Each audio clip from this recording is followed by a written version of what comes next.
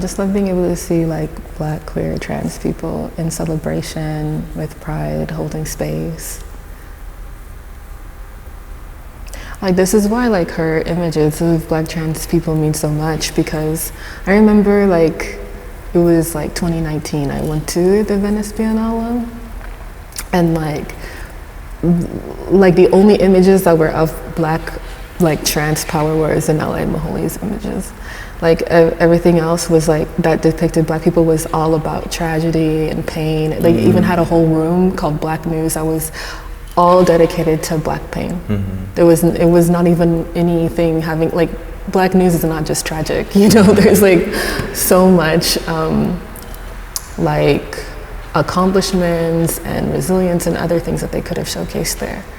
And like the only images that were of like us reclaiming that power was of Zanele Muholi's images.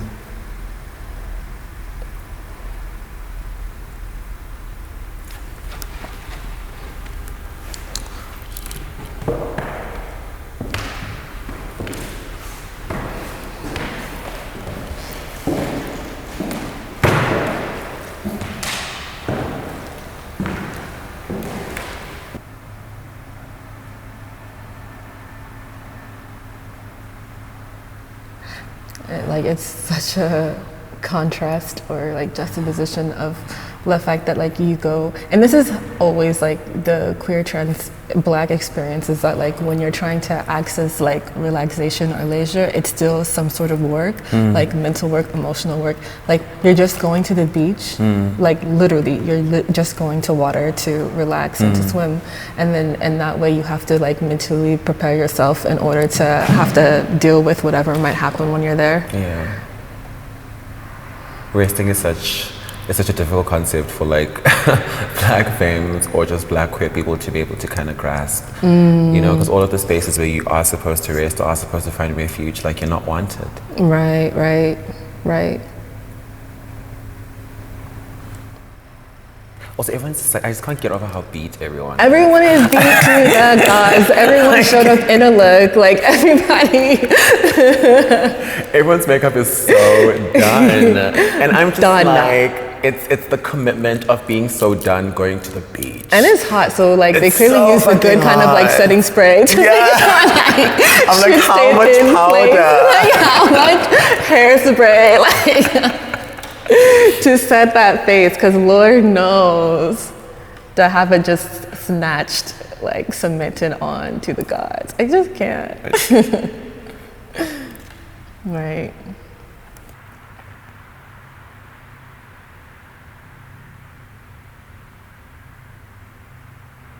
I think also this is what makes this exhibition like so powerful to me, is because like as a trans like Southern African, like the depiction of our identity is always through trauma, and even visually like online it's always through trauma, or even being back at home. The only time you'll hear about, you know, queer and trans people is if they've passed or if one has been killed, or you know, it's never when we're looking for representation or looking to be heard or looking for our voices to be heard, it's always through the face of trauma, you know. And I know European eyes and the lens of the Black trans struggle, or any struggle that isn't white or European, I know you only feel like those things are allowed to exist in spaces when they have trauma, or when there is like some kind of oppressive state or sad state or marginalized state of these people.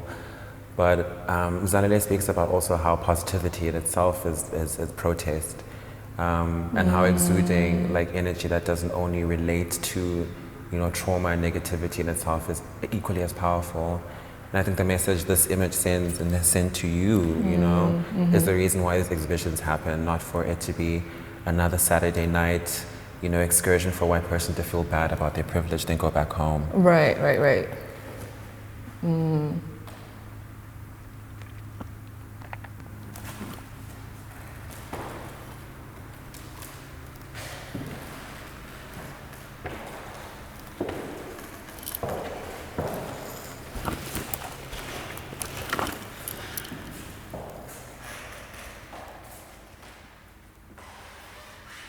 Like, this image just reminds me of like when you're in your house and you're just feeling yourself, you know? And you're just like, let me just take a picture on this chair. Like, And you're just lying down and you set up the timer. Right?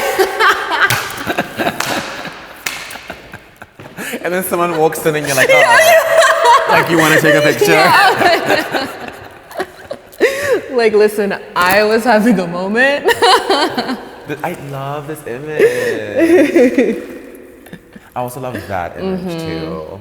She's drop dead gorgeous. It's giving classic swimwear, beach attire. Beach attire, old Hollywood. The high-waisted leopard print, like, yes. Is that leopard print or cheetah print? I always get the two confused. You like leopard, cheetah, tiger? Tiger?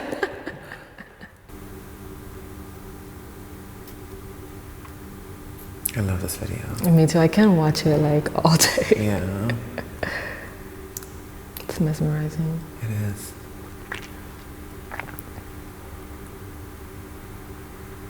And even just what's being said, like this, and I think it's like bringing it up as like a quality to like praise. I don't know, it's always like the right thing because it's not like a choice, but it's just, I think it just shows like the power and resilience of like Black trans people to always fight for their space, you know? Just always. Undeniably. Like always making a statement, just always there, always visual.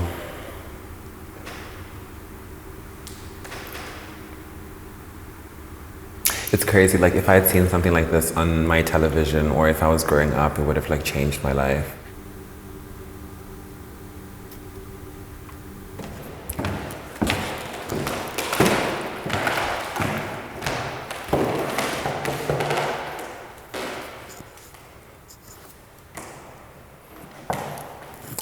I've never like been to one Pride myself, but I just know how important Pride is back at home because of like the democratic environment that has been created in South Africa. There's a couple of things that, you know, do happen and they have to happen legally, like giving queer people their pride and their right to protest. And I know for a lot of queer and trans people, this is the one space where they come out. This is the one space where, you know, they really show themselves, where they have fun. And this is more, I know, a protest on gender-based violence and how that has affected femmes in Southern Africa for ages. Even right now, like the genocide on femmes is crazy. And especially during this pandemic also, the amount of attacks on queer and femme and trans people has like spiked. But I know what Pride means as like just a Pride celebration. It's like one of the only spaces and only times a lot of people can come out.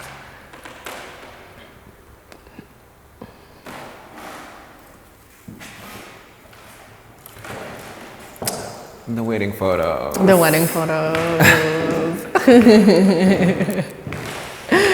This is a moment. This is a whole ass moment. This is like my fantasy.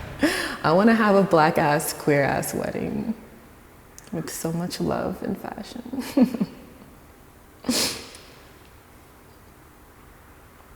You know, this is something that like a lot of people never get to experience. A lot of queer and trans people never get to experience like this.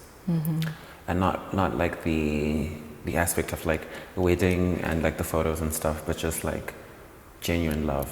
You know, reciprocal between two people, like two queer or two trans people or anything. I don't want to speak too much about that because I think I'd be triggered. Content warning. But I do want to just appreciate the beauty of these photos, like just to know that it is possible, that it's happened. It's so powerful to see this too, like, because I think one never-ending theme also, which is why I love this room, because it's called collectivity, which you know really speaks about coming together as people and the beauty that is, whether it's platonic, whether it's for social politics, whether it's for love. You know, there's so much beauty in coming together, because I think one thing about the queer and trans struggle is a main theme in our lives, which is consistent, is loneliness, and that is always there. I love that there are children there.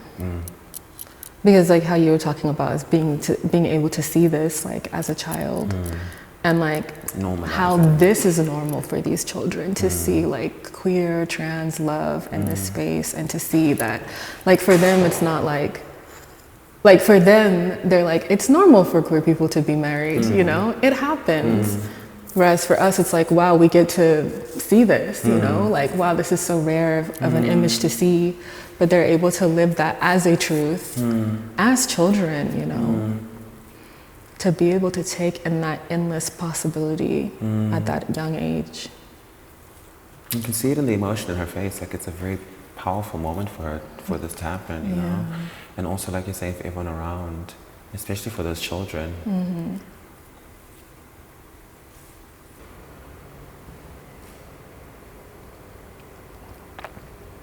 Like, I'm just going to speak briefly on this because I don't want it to take up too much space.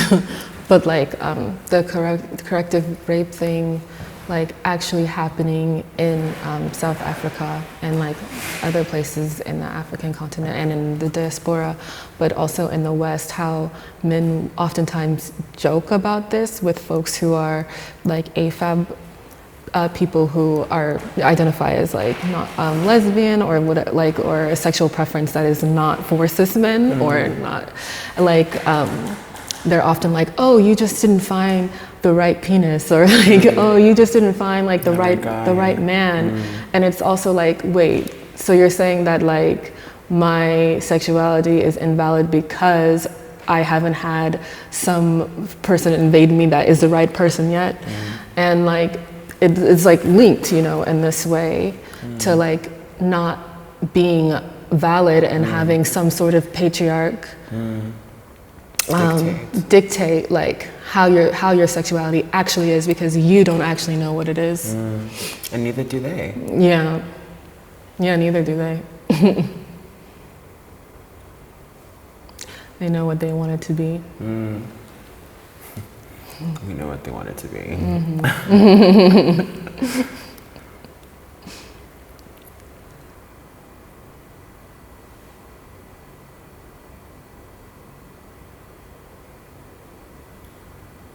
But it's like oftentimes like the things that stray away from like being a white cis man are like political. If you're saying like, hey, I'm not that, treat me with respect, you know, then all of a sudden it's political. And that's like with the white suffragettes, it's with the white feminists, it's with the black feminists, the Black Panthers, you know, like black trans people, black queer people, just saying like, hey, we're done trying to subscribe to that because it's not working for us. It's not working. Right? Yeah. And like, it's clearly not working for you either, you know? You're stressed out. Yeah, like, Being stressed out. I'm so stressed out. Like taking land that's not yours and stuff. Right? Like calm, relax. Yes, relax and like, no, I just want to do me. Yeah. Oh, it's political. That's political, and it's like, no, I'm really just doing me. Yeah. Let's move into another room. This is getting depressing. Like that. Let's go. It's all dark and we're like, proximity to death. Proximity to death. Like, can we not? Power.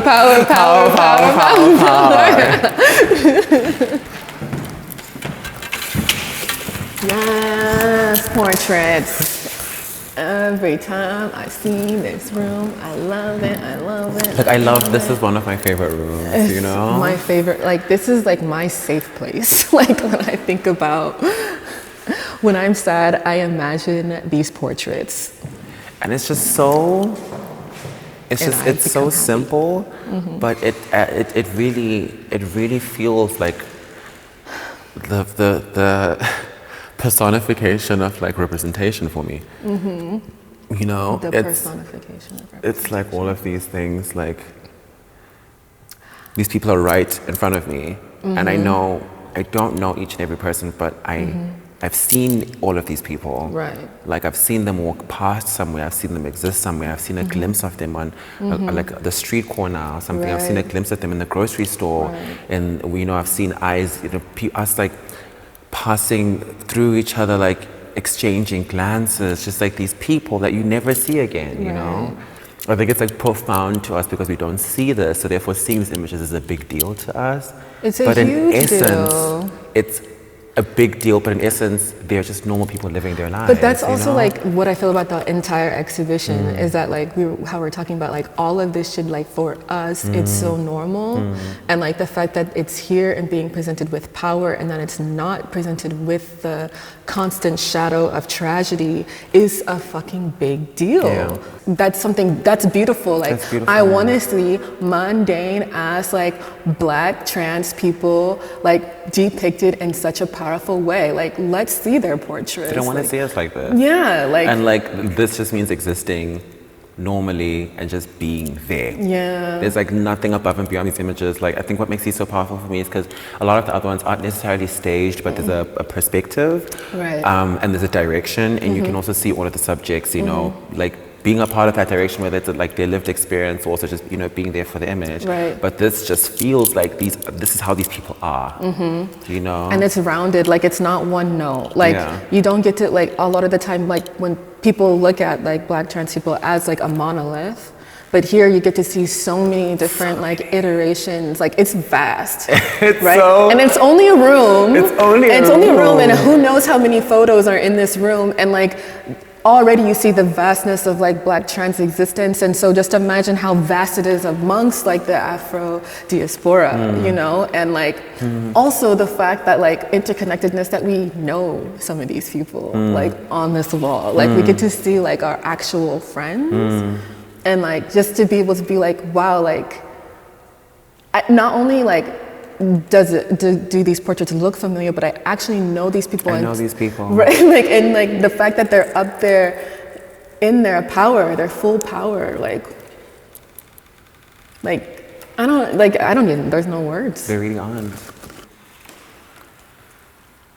They really aren't.